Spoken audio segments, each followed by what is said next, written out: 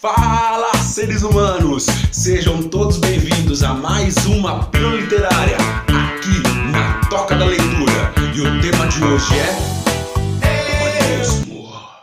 O mundo inferior era representado por um corte transversal da terra. Um cavernoso poço em forma de funil, de profundezas insondáveis. Esse fosso infernal era dividido em camadas descendentes, povoadas por toda sorte de pecadores atormentados, sua agonia ficando mais intensa a cada nível.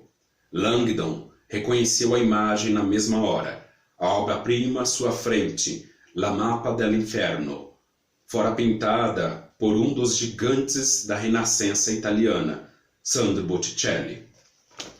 E é com a descoberta de Robert Langdon sobre o inferno de Dante Alighieri na obra de Dan Brown que iniciamos mais uma Pílula Literária. Seres humanos, é um prazer inigualável, inestimável, intangível, mentalmente transmissível estar com todos vocês. Surgido no século XIV e estendendo-se por todo o século XV, nós identificamos neste contexto e período histórico o humanismo. Ele nada mais é do que um movimento sociocultural, socioeconômico, que vai ser o período de transição entre a Idade Média e o Renascimento. Outro elemento que não pode ser perdido de vista é que a manifestação artística desse período histórico é o que nós identificamos, e os autores e estudiosos da temática, como classicismo, que é na onde se encontra uma gama de obras literárias, no nosso caso, que vamos identificar como acopladas ou ligadas ao Renascimento.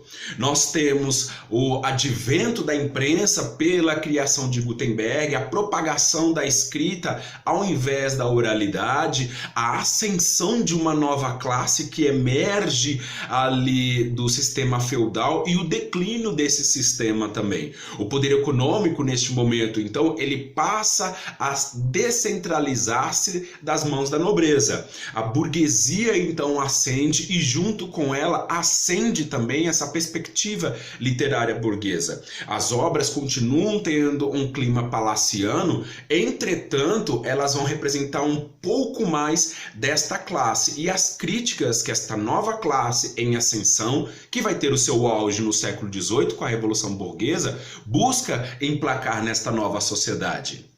E falando disso, nós não podemos perder em mente a divisão que há entre o teocentrismo, que era a perspectiva que tinha-se na Idade Média, onde, a grosso modo, entendemos como Deus no centro do universo, e agora, com o humanismo, o antropocentrismo, que é o homem no centro do universo.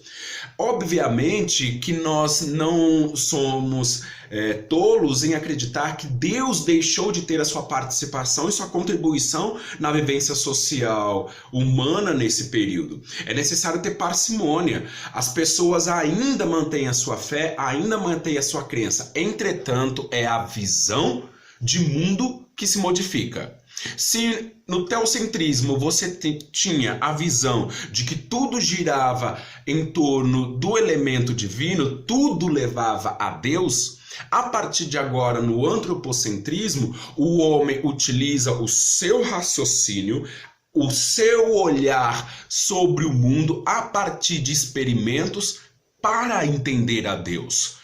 Ou então ele olha para esta nova visão humanística, essa visão científica, olhando como outra perspectiva de entender o seu mundo, além da perspectiva sacra religiosa que era pregada pela Bíblia.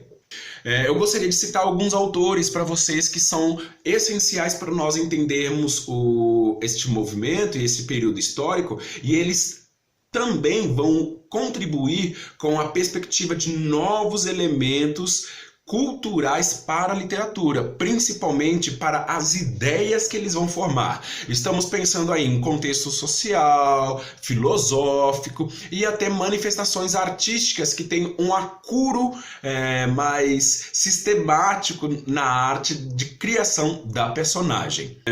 Primeiro nós encontramos Francesco Petrarca.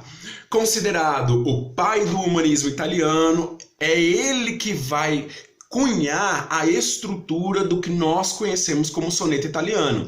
Se você não recorda, pode olhar nos vídeos anteriores, quando nós estudamos lírica, falamos um pouco do soneto italiano. Mas só para te lembrar, ele é formado de uma forma fixa de 2 quartetos e 2 tercetos.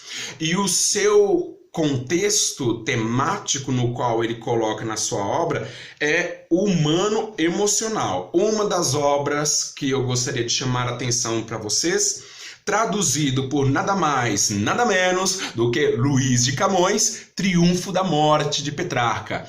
Um poema, uma ode lindíssima. Outro que eu gostaria de invocar a memória, Dante Alighieri, que vai ser um importante autor, que irá permear o nosso mundo imaginário até os dias de hoje.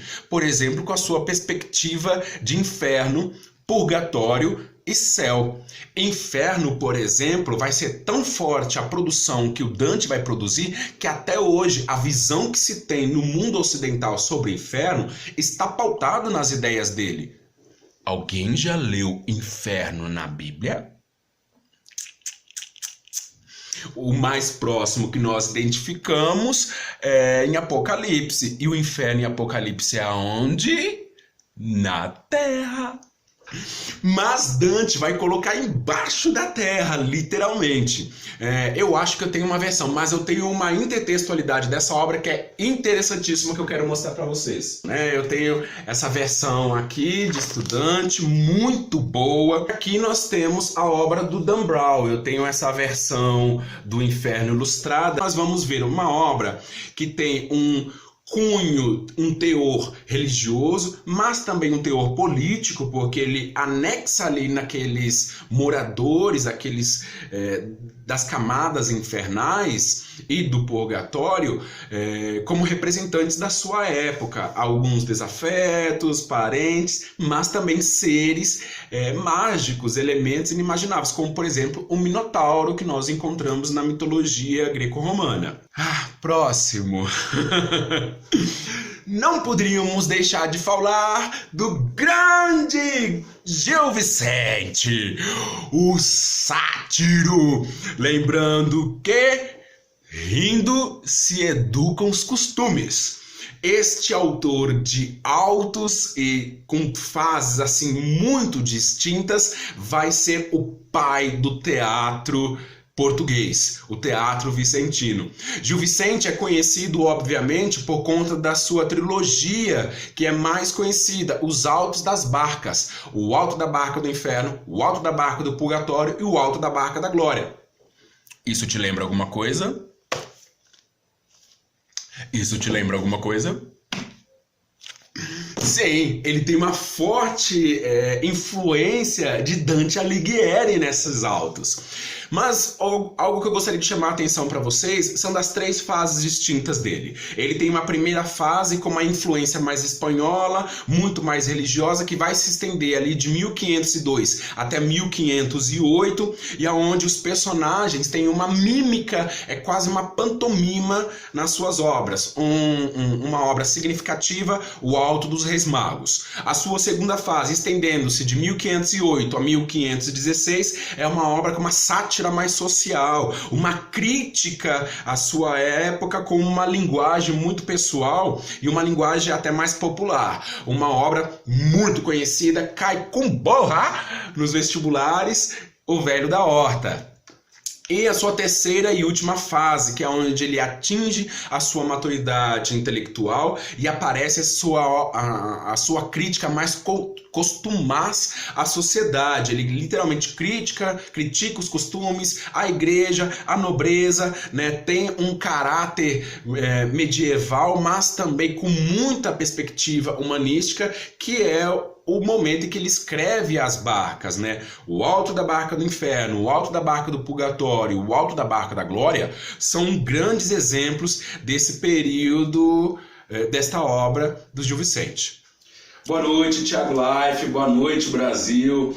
Bem, o meu voto essa semana para sair aqui da casa BBB, Biblioteca Brasil, é o Essa de Queiroz. Ele é um português muito bacana, muita gente fina, mas para mim ele se apresentou essa semana muito invejoso, porque ele tentou plagiar uma obra do Machado de Assis, que saiu a semana passada, que é a obra Dom Casmurro. Tudo bem, né? Dom Casmurro está ali em transição entre o romantismo para o realismo, enquanto o Essa já é do realismo português. Mas, pô, velho, a temática é a mesma, a traição, e aí os personagens são bem bacanas, até bem construídos, a empregada é a melhor de todas, mas, pô, foi muito chato, muito paia ele plagiar o Machado de Assis. Eu não gostei dessa atitude dele, achei assim bem desleal. E por falar em deslealdade, assim, eu não sou ninguém para falar nada sobre a direção do programa, cara, mas o negócio é o seguinte: vocês trouxeram a Clarice Lispector de volta para casa só porque ela vai fazer 100 anos de existência na literatura brasileira. Pô, foi meio que velho, desleal com quem tá aqui na casa. É só a minha opinião, né? Só porque a mina fez 100 anos de literatura brasileira vai voltar a conviver com a gente aqui na Biblioteca Brasil? Bem, mas enfim, quem sou eu? Beleza, Thiago? Obrigadão. Por favor, não esquece de curtir o vídeo, de se inscrever e acionar o sininho para ver as novas publicações. Valeu!